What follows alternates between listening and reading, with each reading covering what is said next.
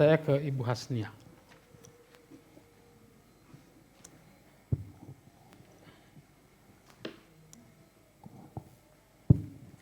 Baik, terima kasih Pak Hadi. Langsung saja ya, mengangkat tema malam ini terkait dengan revitalisasi Danau Limboto. Sebelumnya sudah disampaikan oleh para narasumber terkait dengan tujuan daripada revitalisasi sebenarnya adalah penyelamatan daripada Danau Limboto itu sendiri, yang mana kondisinya saat ini masuk program strategis nasional, dalam arti Danau Limboto ini kondisinya sangat kritis. Dari pemaparan para narasumber bahwa ternyata banyak faktor yang membuat kerusakan yang terjadi pada Danau Limboto, bukan hanya pada aktivitas nelayan. Jadi saya melihat bahwa program revitalisasi ini merupakan program yang dilematis. Di sisi lain merupakan program yang sangat ditunggu-tunggu oleh masyarakat, terutama masyarakat yang memang menjadi korban dampak banjir, karena bagaimanapun kalau kita kembalikan fungsinya daripada danau ini adalah untuk menampung air hujan. Selain daripada pengairan untuk lahan pertanian di sekitarnya. Perlu kita ketahui juga bahwa dari narasumber pertama sampai mungkin sebelum saya sudah menjelaskan bahwa terjadi alih fungsi lahan mulai dari bagian hulu yang kemudian berdampak ke kerusakan pada Danau Limboto itu sendiri. Disinggung bahwa selama ini ada upaya pemerintah dalam hal pengendalian laju tingkat kerusakan daripada Danau Limboto yang hanya terfokus pada nelayan. Ketika kita melihat dan mendengar pemaparan dari para narasumber malam ini, ternyata bukan hanya aktivitas nelayan yang menjadi faktor utama kerusakan Danau Limboto. Tetapi ada yang pertama terkait enceng gondok. Enceng gondok ini faktornya tadi sudah disampaikan oleh para ahli dari narasumber bahwa itu ada dari pertanian, dari unsur kimia, yang efek dari para aktivitas nelayan ini mungkin cuma sekian persen. Nah, adanya perda yang kemudian menurut pemerintah ini merupakan salah satu langkah melalui instrumen hukum untuk pengendalian laju kerusakan daripada Danau Limboto, saya pikir tidak adil. Ketika cuma satu aspek yang kemudian dikendalikan, padahal aspek-aspek lain tidak ada pengendalian. Untuk mengendalikan faktor-faktor ini butuh yang namanya aturan yang bersifat dan berskala universal. Bukan hanya satu sisi, satu aspek. Jadi pelibatan masyarakat itu sangat penting. Bukan hanya kita berkaca bahwa ya ini penyelamatan Danau Limboto, oke, tetapi kita tidak bisa mengesampingkan mata pencarian masyarakat yang bergantung pada Danau Limboto. Itu yang pertama. Yang kedua, bahwa Danau Limboto saat ini akan dilakukan, kalau berita yang saya baca ini kan sudah segmen ke-6 untuk revitalisasi ini, tahap 6 untuk revitalisasi ini. Nah, kalau kita melihat ini revitalisasi dilakukan sejak tahun berapa sebenarnya? Kemudian dilahirkan dan diterbitkan ini Perda tahun 2017. Ketika kita melihat Perda 2017 ini, apakah ada pengaruh atau dampak yang diberikan terhadap perbaikan atau penurunan laju kerusakan daripada Danau Limboto? Karena saya pikir tujuan atau marwah dilahirkannya atau diterbitkannya ini Perda 2017 tidak lain adalah penyelamatan Danau Limboto.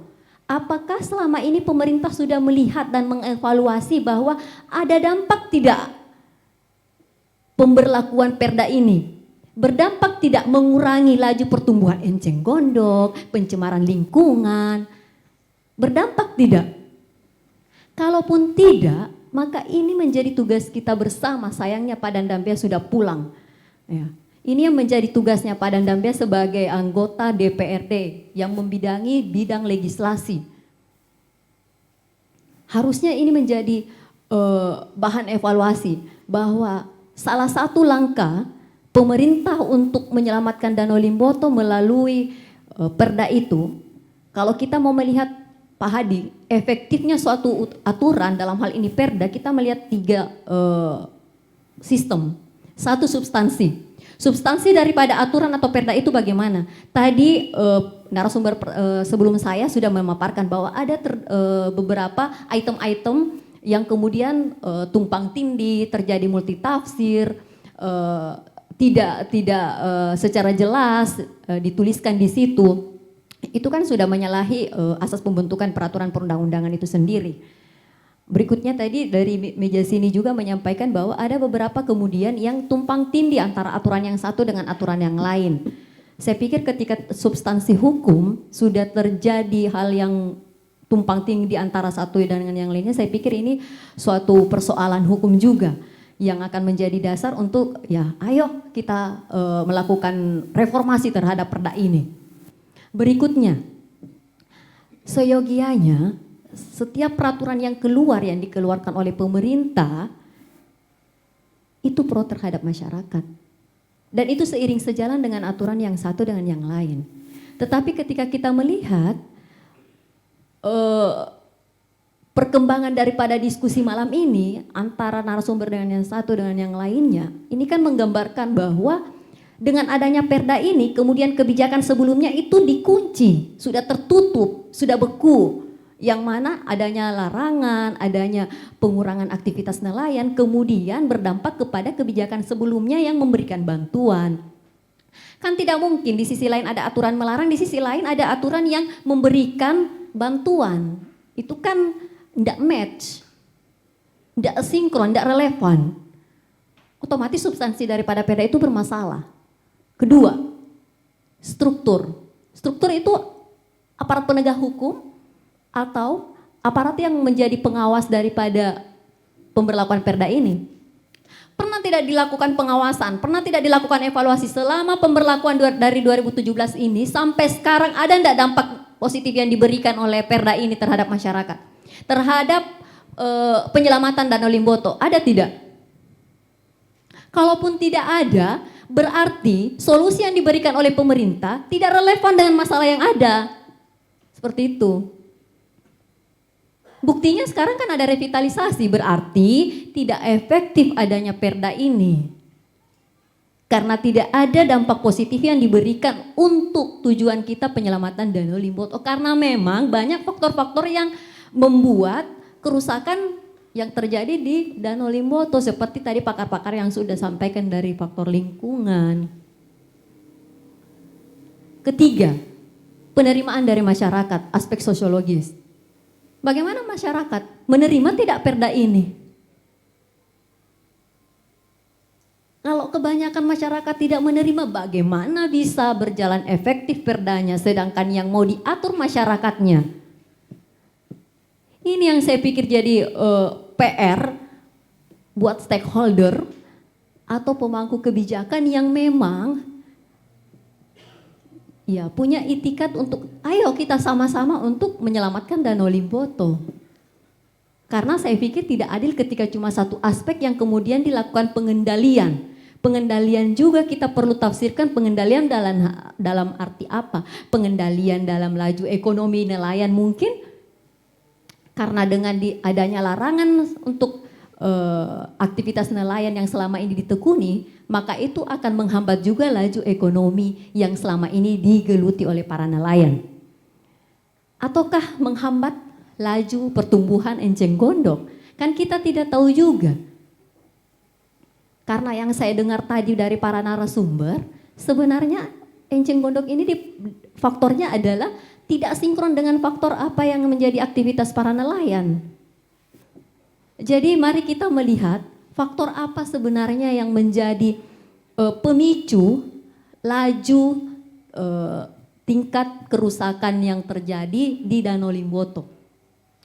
Berikutnya Pak Hadi, kalau kita melihat Undang-Undang Dasar, karena kita negara hukum, Undang-Undang Dasar pasal 33 ayat 3, bumi, air dan segala isinya terkandung di dalamnya itu dikuasai oleh negara dan dipergunakan sebesar-besarnya untuk kemakmuran rakyat.